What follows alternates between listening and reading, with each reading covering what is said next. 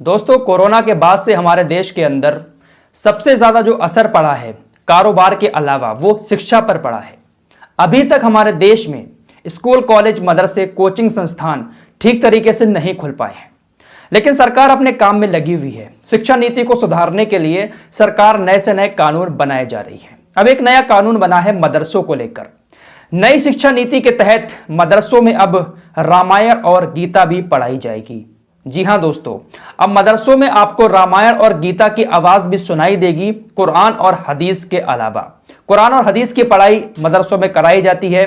जो मदरसे सरकार द्वारा मान्यता प्राप्त है वहां पर उर्दू के अलावा और सब्जेक्ट्स की भी पढ़ाई होती है, तो इसी सब्जेक्ट्स में अब रामायण और गीता को भी शामिल कर दिया गया है। केंद्रीय शिक्षा मंत्री रमेश पोखरियाल के कहने पर एनआईओएस बोर्ड ने इस कदम को उठाया है। एनआईओएस के चेयरमैन सरोज शर्मा ने कहा कि अभी हमारी योजना देश के 100 मदरसों में इस नियम को लागू करने की है, जो मान्यता प्राप्त मदरसे हैं सरकार के द्वारा।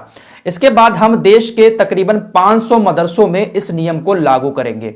अब आपके दिमाग में एक चीज आती होगी कि आखिर मदरसों में रामायण और गीता को पढ़ाने का क्या मकसद है। तो इसके पीछे की वजह जो बताई है केंद्रीय शिक्षा मंत्री रमेश पोखरियाल ने, उन्होंने कहा है कि भारत के प्राचीन ज्ञान और विरासत की जानकारी बच्चों तक पहुंचाई जा सके, उनको ज्ञान दिया जा सके कि पहले क्या कुछ हुआ था।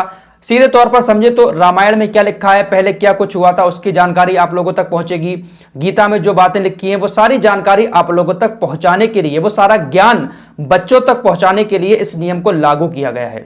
इस योजना के तहत एनआईओएस ने अभी सिर्फ कक्षा 3, 5 और 8 के बच्चों के लिए गीता और रामायण का बेसिक कोर्स तैयार किया है। ध्यान दीजिएगा, सभी मदरसों के लिए नहीं है। जो मान्यता प्राप्त सरकार से मदरसे हैं हमारे देश के अंदर, ये नियम उन मदरसों के लिए है। बहुत सारे लोग कमेंट करने लगते हैं, जो और भी बहुत सारे मदरसे हमारे देश में चल रहे हैं जहां पर कुरान की पढ़ाई होती है, हदीस की पढ़ाई की जाती है, तो वहां के लिए नियम नहीं है। जो मान्यता प्राप्त सरकार से मदरसे हैं ये नियम उनके लिए है। अब एनआईओएस इस नियम को जो पहले 100 मदरसों में लागू करेगा, वो कौन कौन से मदरसे होंगे इसकी अभी कोई जानकारी नहीं है, लेकिन 100 मदरसों में पहले टेस्ट के तौर पर इसको अप्लाई किया जाएगा। उसके बाद 500 मदरसों में इस कोर्स को लागू करने की योजना सरकार की है।